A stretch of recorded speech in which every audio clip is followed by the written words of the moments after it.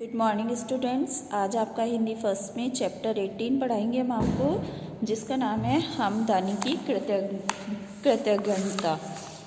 तो इस पार्ट में एक भिखारी एवं एक हिरण के संबंध की अद्भुत घटना है। ठीक है, इसके बारे में हम पढ़ेंगे। हमदनी एक गरीब आदमी था। लोगों के घर भीख मांगकर वह अपना पेट भरता। कभी कभी वह लोगों की आंख बचाकर कुछ उठा भी लेता। ऐसा काफ़ी दिनों तक चलता रहा। एक दिन लोगों को इस बात का पता चल गया। उन्होंने हमदनी को भीख देनी बंद कर दी ताकि वह उनके घरों से दूर रहे। नौबत यहाँ तक आ पहुँची कि अब हमदनी को अपना पेट भरने के लिए कूड़े करकट में खोजबीन करनी पड़ती। एक दिन सौभाग्यवश उसे एक सिक्का पड़ा हुआ मिल गया।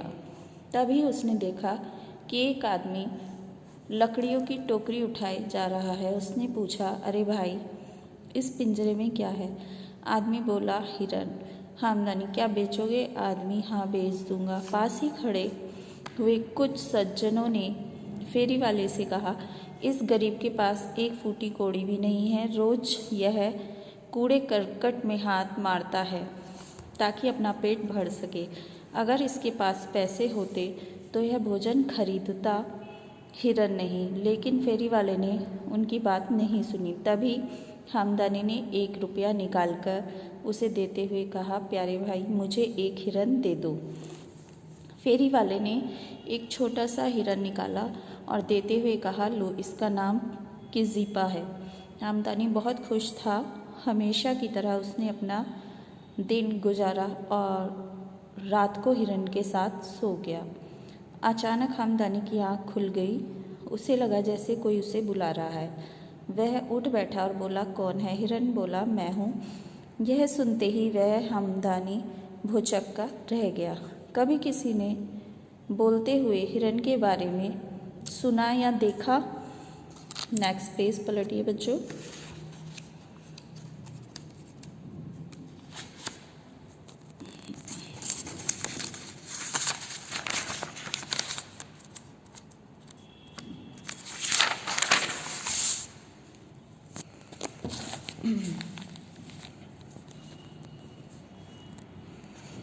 देखा या सुना है? ओहो, यह तो अजूबा है।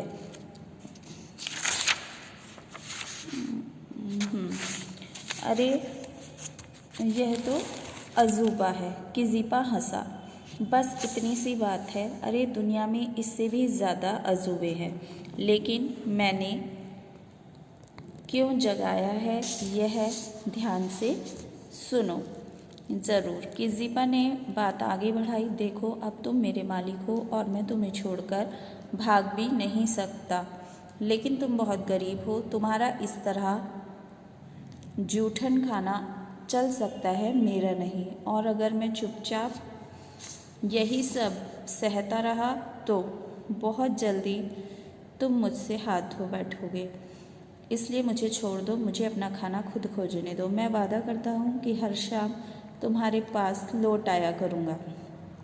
ठीक है, हमदनी बोला। उस दिन से किज़िपा रोज सवेरे जाता और रात को लौट आता। लेकिन छठे दिन जब वह झाड़ झंखाड़ों में घास चर रहा था, उसकी नज़र एक चमकदार हीरे पर पड़ी। वाह, वह बोला, उसके बदले में तो सारा राज्य मिल सकता है।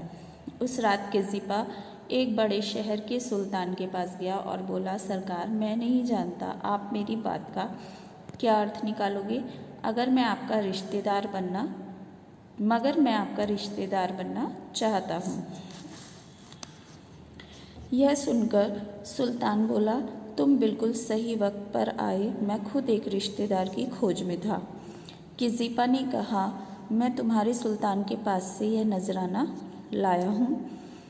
उसने वह हीरा सुल्तान की गोद में गिरा दिया।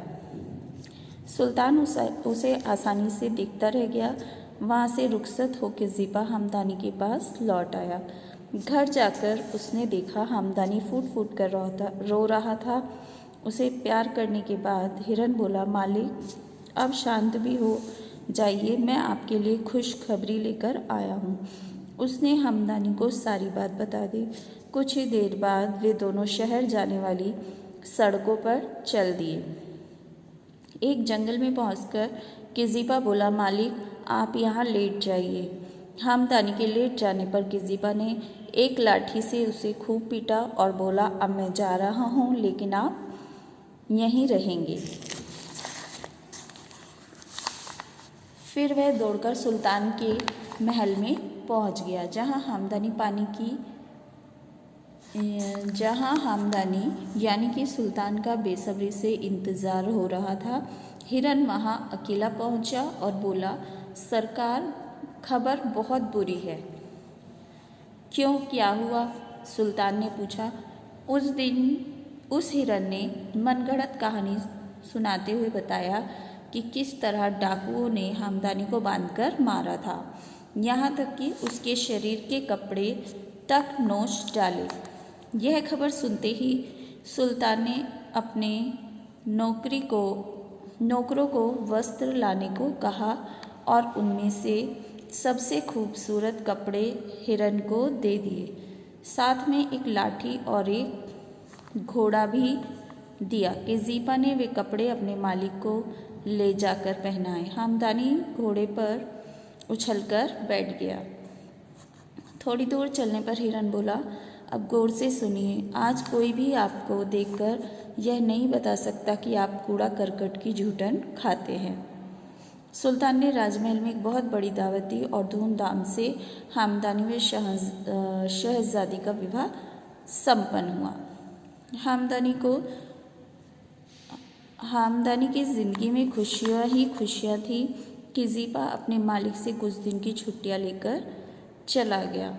वह जंगलों में घूमता फिरता रहा। एक दिन उसने सोचा, मेरे स्वामी का स्वभाव कुछ अजीब लग रहा है। मैंने हमेशा उनका भला चाहा, इस पर भी उन्होंने कभी मुझे यह नहीं पूछा कि मैंने ऐसा किया कैसे। इसके अलावा उन्होंने कभी मेरे लिए कुछ किया भी नहीं।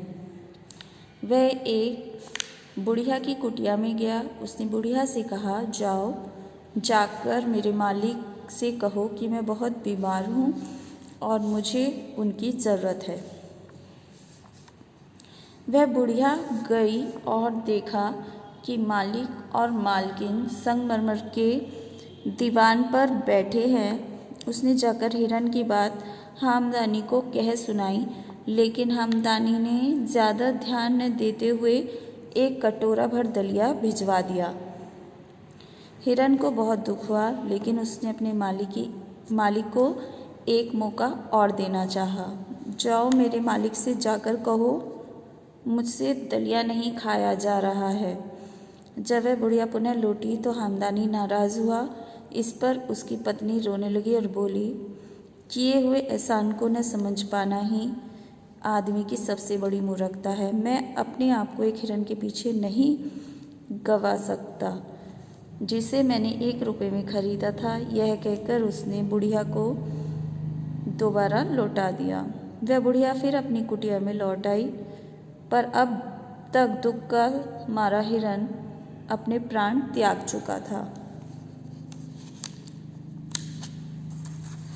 Next page पलटिए।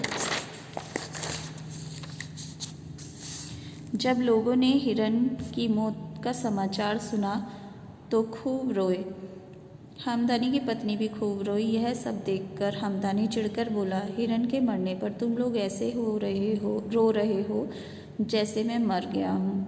उसकी पत्नी को उसके पत्थर दिल होने का एहसास हो गया। उसने पिता को पत्र लिखा। उसमें लिखा कि वे आकर उसे तुरंत लिवा ले जाएं। खत मिलने पर सुल्तान अपने नौकरों समेत आया और अपनी बेटी को साथ ले वापस लौट गया। उस रात हमदनी ने अपने को सपने में कूड़ा करकट के बीच पाया। जब वह जागा तो देखा उसके हाथ धूल से भरे हैं और वह कूड़े में अनाज ढूंढ रहा है। पास से गुजरते बच्चों ने उसकी हंसी उड़ाते हुए कहा, अरे हमदनी, इतने दिनों से तुम कहाँ थे? हम तो समझे तुम मर चुके हो। इसके बाद भिखारी कूड़े कचरे में भोजन ढूंढता रहा। इसी तरह एक दिन उसकी मौत हो गई। तो बच्चों देखा, इस कहानी में ये बताया गया है कि हिरन ने उसकी कितनी मदद की और उसने उसका एहसान नहीं माना तो वो फिर से पहले जैसा हो गया, है ना। तो जब भी कोई हमारी हेल्प करता है तो हमें उसका एहसान मानना चाहिए और हमेशा उसकी हेल्प के लिए तैयार रहना चाहिए। तो ये वाला चैप्टर आपका यहाँ पर कंप्लीट हो जाता है। इसकी बुक एक्सरसाइज आप लोग करेंगे, मैं आपको इमेजेस में सेंड कर दूँगी, क्वेश्चन आंसर भी। और इसके बाद आपको हिंदी सेकंड में क्या करना है, हिंदी सेकंड का वर्क भी दे रही हूँ मैं आपको। हिंदी सेकंड में ये आपकी बुक में निबंध है व्याकरण में, तो ये व्याकरण का निबंध आपको अपनी व्याकरण की नोटबुक में लिखना है। टॉपिक है एक प्रदूषण एक गंभीर समस्या।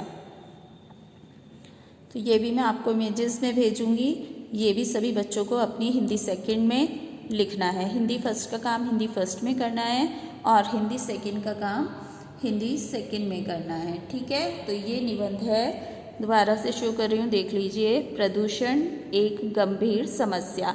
तो इसके बारे में आप व्याकरण में लिखेंगे, ठीक है।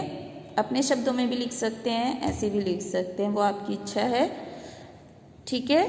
तो ये आपका व्याकरण का काम है और हिंदी फर्स्ट का काम भी मैं आपको सेंड कर दूंगी इमेजेस में। सभी बच्चे साफ साफ लिखेंगे, मात्राओं पर ध्यान देंगे और साथ के साथ लर्न भी करना है। Okay, good day, class over.